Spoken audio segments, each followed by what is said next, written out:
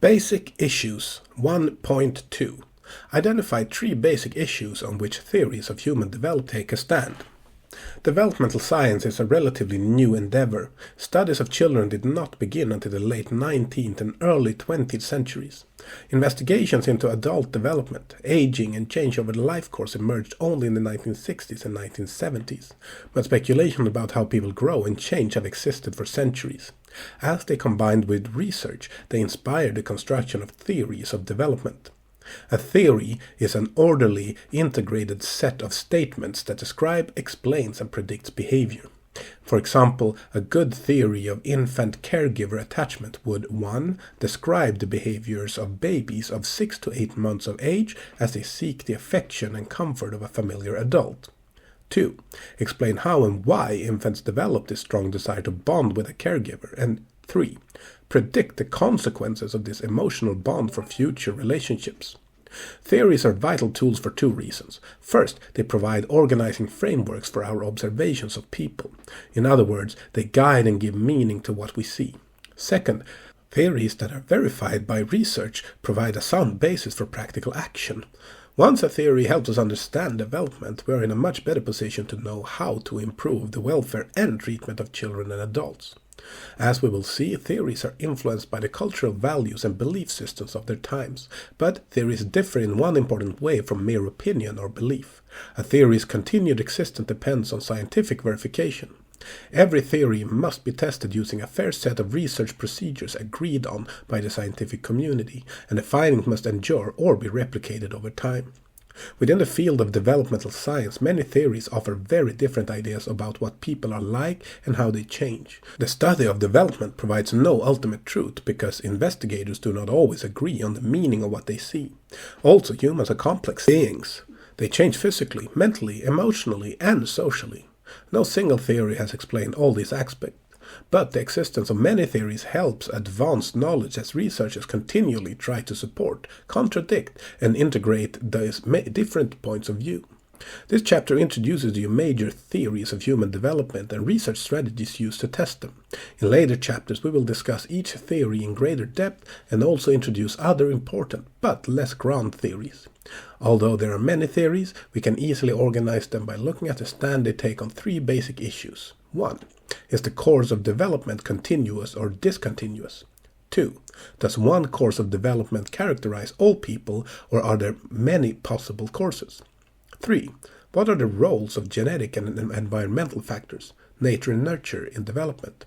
Let's look closely at each of these issues. Continuous or discontinuous development. How can we best describe the differences in capacities among infants, children, adolescents, and adults? As figure 1.1 illustrates, major theories recognize 2 possibilities. One view holds that infants and preschoolers respond to the world in much the same way as adults do.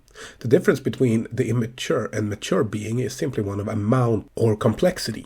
For example, when Sophie was a baby, her perception of a piano melody, memory for past events, and ability to categorize objects may have been much like our own.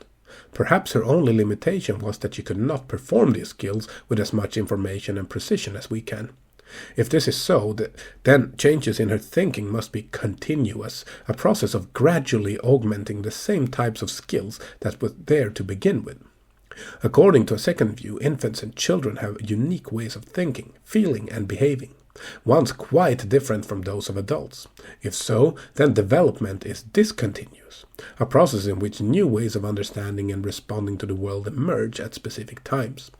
From this perspective, Sophie could not yet perceive, remember, and categorize experiences as a mature person can. Rather, she moved through a series of developmental steps, each with unique features, until she reached the highest level of functioning. Theories that accept the discontinuous perspective regard development as taking place in stages, qualitative changes in thinking, feeling, and behaving that characterize specific periods of development. In stage theories, development is like climbing a staircase, with each step corresponding to a more mature, reorganized way of functioning. The stage concept also assumes that people undergo periods of rapid transformation as they step up from one stage to the next.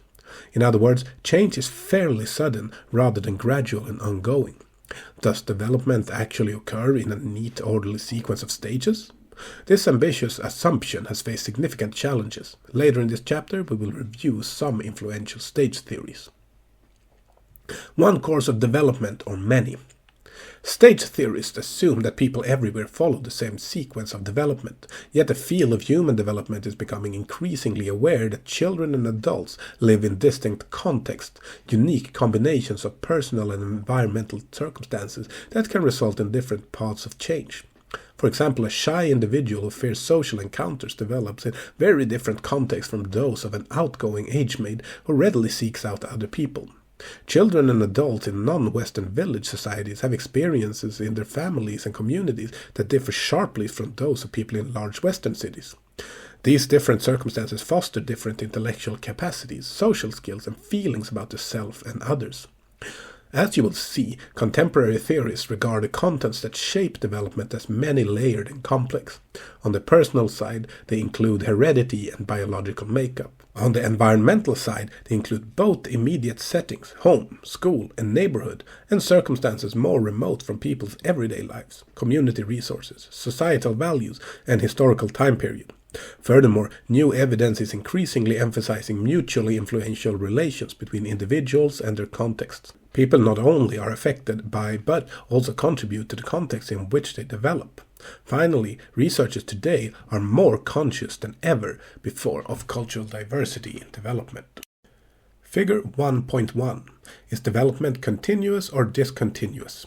A. Some theorists believe that development is a smooth, continuous process. Individuals gradually add more of the same types of skills. B. Other theorists think that development takes place in discontinuous stages. People change rapidly as they step up to a new level and then change very little for a while.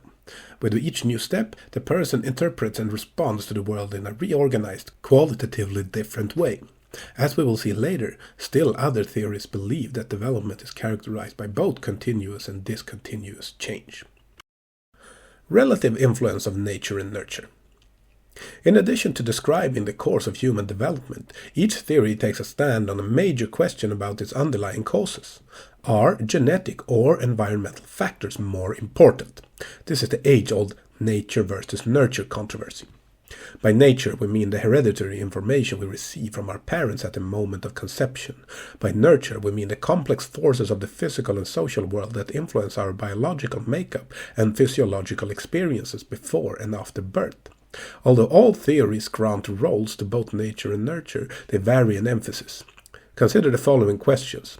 Is the developing person's ability to think in more complex ways largely the result of a built-in timetable of growth, or is it primarily influenced by stimulation from parents and teachers?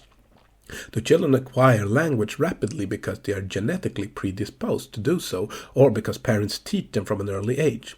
And what accounts for the vast individual differences among people in height, weight, physical coordination, intelligence, personality, and social skills? Is nature and nurture more responsible? A theory's position on roles of nature and nurture affects how it explains individual differences. Theorists who emphasize stability, that individuals who are high or low in a characteristic such as verbal ability, anxiety, or social ability will remain so at later ages, typically stress the importance of heredity. If they regard environment as important, they usually point to early experiences as establishing a lifelong pattern of behavior.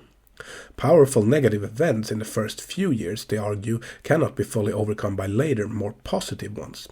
Other theorists, taking a more optimistic view, see development as having substantial plasticity throughout life, as open to change in response to influential experiences. Throughout this book, you will see that investigators disagree, often sharply, on the questions of stability versus plasticity. Their answers often vary across domains or aspects of development. Think back to Sophie's story and you will see that her linguistic ability and persistent approach to challenges were stable over the lifespan. In contrast, her psychological well-being and life satisfaction fluctuated considerably.